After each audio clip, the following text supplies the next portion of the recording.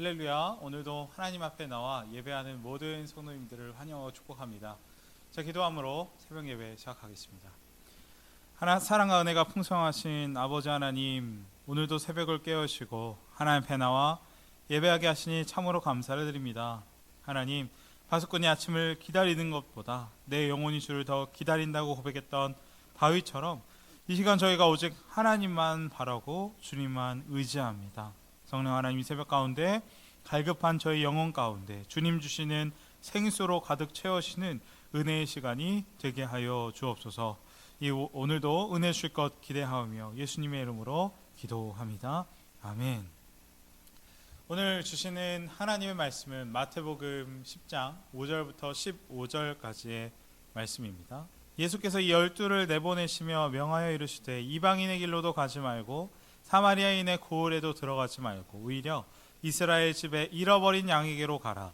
가면서 전파하여 말하되 천국이 가까이 왔다 하고 병든 자를 고치며 죽은 자를 살리며 나병 환자를 깨끗하게 하며 귀신을 쫓아내되 너희가 거저 받았으니 거저 주라.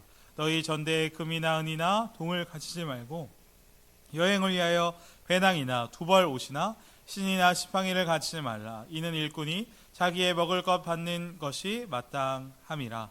어떤 성이나 마을에 들어가든지 그 중에 합당한 자를 찾아내어 너희가 떠나기까지 거기서 머물라. 또 그 집에 들어가면서 평안하기를 빌라. 그 집이 이에 합당하면 너희 빈 평안이 거기 임할 것이요 만일 합당하지 아니하면 그 평안이 너희에게 돌아올 것이니라. 누구든지 너희를 영접하지도 아니하고 너희 말을 듣지도 아니하거든 그 집이나 성에서 나가 너희 발의 먼지를 털어버리라. 내가 진실로 너희에게 이르노니 심판날에 소돔과 고모라 땅이 그 성보다 견디기 쉬우리라. 아멘. 오늘의 마태복음 10장의 말씀을 보며 함께 은혜를 나누겠습니다. 오늘 본문 말씀인 예수님께서 예수님의 12 제자들을 세상으로 파송하는 그런 내용을 담고 있습니다. 먼저 예수님의 제자들의 명단이 2절에서 4절까지 베드로부터 시작해서 가룟 유다까지 기록되어 있고 주님은 그들에게 권능을 더하여 주셨습니다. 1절 말씀에 예수께서 12제자를 부르사 더러운 귀신을 쫓아내며 모든 병과 모든 약한 것을 고치는 권능을 주시니라 라고 했습니다. 예수님께서 12제자를 지명하시고 또 그들에게 권능을 주시며 그들을 각 고을로 파송하고 계신 것입니다. 이후에 주님은 파송받는 제자들에게 두 가지 중요한 말씀을 해주시는데 먼저는 5절 이하부터 15절까지 제자들에게 어떻게 전도를 해야 하는지 말씀해 주십니다. 제자들은 전도여행을 다니면서 금이나 은을 시참하지 않고 두벌옷을 가지지 않고 배낭을 메지 말라 하십니다. 제자들이 그렇게 다닐 수 있는 것은 그들을 영접하여 섬겨줄 사람들이 예비되어 있기 때문에 예수님께서 그들에게 믿음으로 나아가라 라고 말씀하시는 것입니다. 11절 말씀에 어떤 성이나 마을에 들어가든지 그 중에 합당한 자를 찾아내어 너희가 떠나가기까지 거기서 머물라. 하나님께서 복음을 전하러 다니는 제자들을 반드시 입히시고 먹이신다 하셨더라. 아멘. 하나님께서 반드시 그들을 먹이고 재우실 그 사람을 예비해 두셨기 때문에 그들은 아무것도 가지지 않고 전도여행을 떠날 수 있다라는 것이죠. 그리고 두 번째로 16절부터 42절까지는 예수님께서 제자들에게 너희가 복음을 전하러 이제 다니면 사람들로부터 미움을 받고 박해를 받을 것이라는 것을 제자들에게 말씀해 주십니다. 복음은 세상에서 환영받지 못한다라는 것입니다. 그래서 주님은 제자들에게 다음과 같이 말씀하시죠. 17절 말씀에 사람들을 삼가라. 그들이 너희를 공회에 넘겨주겠고 그들을 회당에서 채찍질하리라. 아멘. 제자들이 복음을 전하다 잡혀가게 될 것이고 심지어는 사람들이 채찍질로 제자들을 대할 것이다라고 말씀해 주시는 것입니다. 왜냐하면 이 세상의 공중권세 잡은 자가 마귀이기 때문에 복음을 받아들이지 않기 때문에 제자들이 그런 수치와 수모를 당하게 된다는 것입니다. 우리가 알다시피 하나님 나라 복음의 핵심은 하나님께서 왕이라는 것입니다. 하나님이 모든 세상과 우리 인생의 왕이시기 때문에 그동안 우리의 왕노릇했던 세상 마귀는 그 자리에서 내려와야 하는 것이죠. 한 나라에 두 왕이 있을 수 없다는 것입니다. 그러나 그 과정 가운데 세상과 불화를 일으키는 것입니다. 또 세상의 가치관과 복음은 충돌을 일으키는 것입니다. 하나님 말씀 앞에서 우리 세상의 가치관을 내려놓아야 하고 또 우리가 사랑했던 대상을 바꿔야 합니다. 그러니까 당연히 다툼이 생기고 저항이 일어나는 것입니다. 세상에서 복음을 전할 때 당연하게 그런 일들이 일어난다라는 것이죠. 그래서 34절에서 35절 말씀에 주님은 이렇게 말씀하십니다. 내가 세상에 화평을 주러 온 줄 생각하지 말라. 화평이 아니오 검을 주러 왔노라. 내가 온 것은 사람이 그 아버지와 딸이 어머니와 며느리가 시어머니와 부하게 하려 함이니 라고 말씀하고 계신 것입니다. 우리가 알듯이 예수님께서도 이 땅 가운데 배척을 받으셨습니다. 바리새인들이 예수님을 향해서 저 귀신의 왕 바알세불을 힘입어 저 예수가 귀신을 쫓아낸다라고 공격했습니다. 그러니까 예수님도 그렇게 심한 모욕을 받는다라는 것입니다. 그러니 예수님도 그렇게 모욕을 받는데 제자들은 어떻겠습니까? 25절 말씀입니다. 제자가 그 선생 같고 종이 그 상전 같으면 조카도다. 집주인을 바알세불이라 하였거든 하물며 그 집 사람들이냐. 제자들이 당한 시험도 만만치 않을 것이라는 것이죠. 이렇게 저희가 마태복음 10장의 전체 구조를 짧게 살펴보았습니다. 저는 그 가운데 예수님께서 제자들을 파송하시면서 하신 말씀 가운데 두 가지 정도 은혜가 되는 것을 성도님들과 함께 나누기 원합니다. 첫 번째 나누기 원하는 것은 8절 말씀입니다. 주님 말씀하십니다. 병든 자를 고치시며 죽은 자를 살리며 나병한 자를 깨끗하게 하며 귀신을 쫓아내되 너희가 거저받았으니 거저주라. 아멘. 예수님께서 제자들에게 이렇게 말씀하시는 것입니다. 전도할 때 제자들이 꼭 지켜야 할 지침사항이 있는데 그것은 무엇이냐면 너희가 거저받았으니 이제는 거저주라 라고 말씀하시는 것입니다. 예수님의 제자들은 자신의 편안한 집, 가족 다 뒤로하고 예수님 따랐던 자들입니다. 그런데 예수님 제자들에게 먹고 자는 것 외에 어떤 대가도 받지 말라고 하십니다. 병을 고쳐주고 귀신을 쫓아내어도 그냥 거저 공짜로 그렇게 해주라 라는 것입니다. 그리고 예수님이 그렇게 하라고 말씀하신 이유는 무엇입니까? 너희가 그 제자들이 주님께 거저 받았기 때문이라는 것입니다. 그리고 이것은 현재 주님을 믿는 우리들에게도 똑같이 적용돼야 될 말씀일 것입니다. 우리 안에 계신 성령님, 우리가 기도할 때 어떤 역사를 일으키십니까? 우리가 잘못한 것 아닌데도 우리에게 그 성령님 먼저 가서 용서하라 라고 말씀하십니다. 우리가 먼저 가서 사랑하라고 말씀하시는 것입니다. 또 우리 기도할 때 우리의 가족을 위해 기도하는 것보다 환우분들을 위해 더 기도하게 하시고 한 번도 우리가 가본 적 없는 선교지지만 그 선교지를 위해 주님 기도하게 하십니다. 주님은 우리에게 항상 거저주라 라고 말씀하시는 것입니다. 그렇다면 왜 주님 그렇게 우리 안에 거저주라 라는 역사를 일으키시는 것일까요? 우리가 바로 거저받은 사람들이기 때문입니다. 아무 자격 없지만 우리 안에 선한 것 하나 없지만 우리를 위해서 주님 몸소 하늘 보자 버리시고 이 땅 가운데 찾아오셨고 우리의 죄로 말미암아 우리가 달려야 할 그 무서운 십자가 주님 대신 달리셨습니다. 그리고 더 놀라운 것은 그 주님의 사랑, 우리를 향한 그 주님의 사랑에 아무 대가가 없었다라는 것입니다. 그뿐입니까? 주님은 우리에게 살아갈 생명도 허락하여 주셨고 우리가 먹을 양식도 매일 허락해 주십니다. 가족들과 함께 할 수 있는 시간도 허락해 주시고 생각해 보면 우리가 받은 것이 정말 많이 있다라는 것입니다. 얼마 전 주님이 제게 놀라운 말씀을 주신 적이 있습니다. 생각지도 못한 방법으로 저에게 말씀을 하나 허락해 주셨는데 고린도후서 6장 10절 말씀입니다. 근심하는 자 같으나 항상 기뻐하고 가난한 자 같으나 많은 사람을 부유하게 하고 아무것도 없는 자 같으나 모든 것을 가진 자로다. 아멘. 그렇습니다. 우리는 세상에 물질로 살 수 없는 모든 것 이미 다 받아 누리는 자들입니다. 하나님이 우리를 구원해 주셨고 우리가 하나님의 자녀가 됐고 성령님이 우리 안에 함께 하십니다. 우리는 돈으로 살 수도 없는 모든 것을 이미 다 가진 자들인 것, 그것을 다시 한번 깨닫게 된 것입니다. 오늘도 주님께서 우리에게 너희가 거저받은 자임을 알라라고 말씀해 주시는 것 같습니다.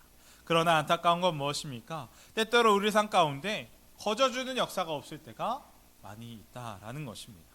어떤 것이 더 좋은지 계산하고 내 이익만 따지고 용서하지 못할 때가 있습니다. 그리고 우리가 그렇게 되는 이유는 분명할 것입니다. 어떤 형편이 안 좋아서 그런 것 아니고 바쁘게 살기 때문에 그런 것 절대 아닙니다. 우리가 주님으로부터 거저받은 자임이 분명치 않기 때문에 그런 것일 것입니다. 오늘 말씀 통해서 주님은 우리에게 우리가 거저받은 자임을 알라라고 말씀하시는 것 같습니다. 우리가 주님께 받은 그 은혜를 다시 한번 이 새벽 기억하기 원합니다. 제가 좋아하는 찬송 가운데 세상 모든 풍파 흔들어 라는 찬양이 있습니다. 이 찬양의 가사를 천천히 묵상해 보면 우리에게 큰 은혜가 되는 것 같습니다. 세상 모든 풍파 너를 흔들어 약한 마음 낙심하게 될 때 2절에 세상 근심 걱정 너를 누르고 또 3절에는 세상 권세 너희 앞길 막을 때 우리가 정말 이 찬양의 가사처럼 거저주는 삶은 고사하고 우리의 마음이 막혀 있는 것 같은 때가 얼마나 많이 있습니까? 그러나 그때 하나님 우리에게 다음과 같이 말씀하시죠. 이어지는 찬송 가사에 내려주신 주의 복을 세워라. 주의 크신 복을 내가 알리라. 받은 복을 세워보아라. 주의 크신 복을 내가 알리라. 아멘. 하나님께서 이 새벽 우리에게 이렇게 말씀하여 주십니다. 받은 복을 세워보아라. 거저받은 게 무엇인가를 오늘 세워보라. 오늘 하나님 우리에게 오늘 하루 감당할 넉넉한 은혜임이 주셨다는 것입니다. 우리가 구원받고 하나님의 자녀 권세가 오늘도 우리에게 주어졌습니다. 살아계신 주님이 오늘도 우리와 함께 하십니다. 그리고 오늘 우리의 호흡을 다 붙들고 계십니다. 30절 31절 말씀에 하나님 분명히 우리에게 말씀하시죠. 너희에게는 머리털까지 다 세신 바 되었으나 두려워하지 말라. 너희는 많은 참새보다 귀하다. 아멘. 오늘 이것을 우리가 분명히 거저받은 자임을 분명히 붙들기 원합니다. 우리는 거저받은 자입니다. 우리가 이 말씀 우리 마음에 새기며 오늘 하루를 시작하시기를 주님의 이름으로 간절히 축원드립니다. 또 두 번째로 우리가 함께 살펴볼 말씀은 주님이 우리에게 주신 말씀은 크신 하나님을 두려워하라 라고 말씀하십니다. 앞서 보았듯 주님은 제 아들이 세상 가운데 복음을 전하는 가운데 배척받고 핍박받을 것이라고 말씀하셨습니다. 그런데 그 말씀으로 끝나는 건 아니라 주님 우리에게 한 가지 더 말씀 주시는데 제 아들에게 두려워하지 말라라는 말씀 주셨습니다. 그렇다면 핍박과 고난 가운데 두려워하지 말라라는 이유가 무엇입니까? 하나님께서 세상보다 훨씬 더 크시다라는 것입니다. 28절 말씀입니다. 몸은 죽어도 영혼은 능히 죽이지 못하는 자들을 두려워하지 말고 오직 몸과 영혼을 능히 지옥에 멸하실 수 있는 이를 두려워하라. 아멘. 세상의 권력자들은 몸은 죽일 수 있어도 우리의 영혼은 어찌할 수 없습니다. 그러나 하나님은 몸과 영혼을 다 능히 지옥에 멸하실 수 있는 분입니다. 세상보다 하나님이 더 크고 두려운 분이다라는 것이죠. 이거를 우리가 기억하기 원한다라는 것입니다. 오늘 우리가 세상보다 크신 하나님을 바라보는 눈이 우리 가운데 확실히 열리기를 주님의 이름으로 축원드립니다. 사도행전 4장 말씀 보면 베드로와 요한이 복음을 전하다가 감옥에 갇히는 위기가 벌어지게 되었습니다. 그래서 그들이 산헤드린 공회 앞에 섰습니다. 산헤드린 공회는 예수님을 십자가에 못 박도록 넘겨준 유대의 최고 이결 기관입니다. 그러니까 유대의 최고 이결 기관 앞에 한낱 이름도 없는 베드로와 요한이 신문을 받게 된 것입니다. 분명 예전에 이 베드로와 요한 예수님 잡히실 때 자신들도 잡혀 죽을까 봐 도망 다녔던 사람들이었습니다. 그러나 사도행전 4장 말씀에 이들의 모습은 완전히 바뀌었습니다. 4장 19절 20절 말씀에 베드로와 요한이 대답하여 이르되 하나님 앞에서 너희의 말을 듣는 것이 하나님의 말씀을 듣는 것보다 옳은가 판단하라. 우리는 보고 들은 것을 말하지 아니할 수 없다니. 아멘. 베드로와 요한은 지금 산헤드린 공회 앞에 서 있습니다. 그러나 그들에게는 한 가지 더 눈이 열려 있습니다. 그것은 하나님 앞에 서 있는 믿음의 눈입니다. 유대의 최고 이결기관 너머로 왕이신 하나님이 그들 눈에 보이는 것입니다. 그러니까 그들은 담대하게 나아갈 수 있었던 것입니다. 그들의 믿음이 우리의 믿음이 되기 원합니다. 오늘 하루를 살 때 우리가 어디를 가든 우리는 하나님 앞입니다. 그리고 그 하나님은 누구시나 그리고 그 하나님 누구시냐? 세상보다 크신 하나님이십니다. 하나님을 보는 눈이 열리면 우리의 모든 삶, 우리의 모든 행동이 다 달라지게 될 줄 믿습니다.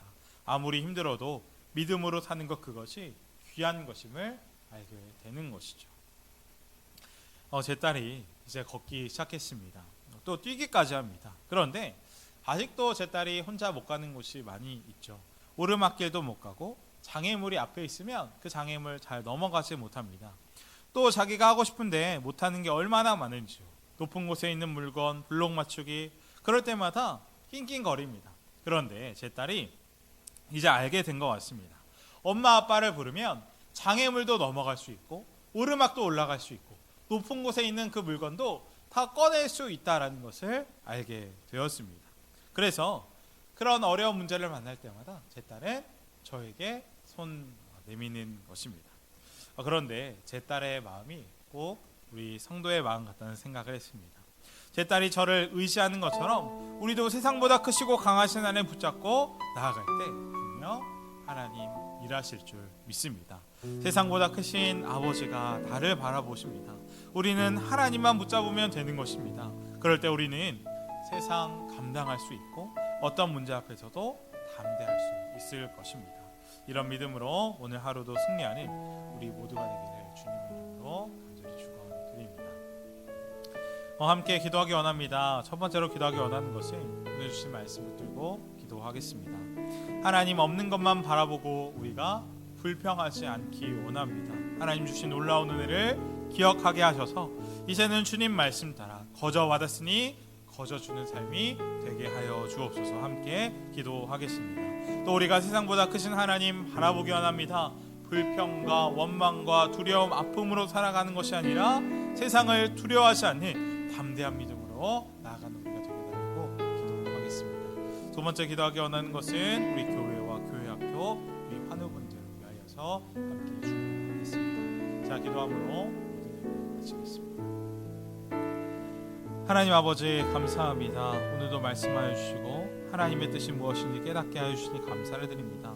하나님 오늘 말씀 통해 우리가 받은 놀라운 은혜가 있음을 기억하기 원합니다. 우리 안에 보배이신 주님 함께 하신 믿습니다. 이제 거저 받았은즉 거저 주는 삶 살게 하여 주시고 또 세상보다 크신 하나님께서 우리의 아버지 되신 믿습니다. 두려움이 아니라 불평 원망이 아니라 그 크신 하나님만 바라보며 나아가는 우리 모두가 되게 하여 주옵소서.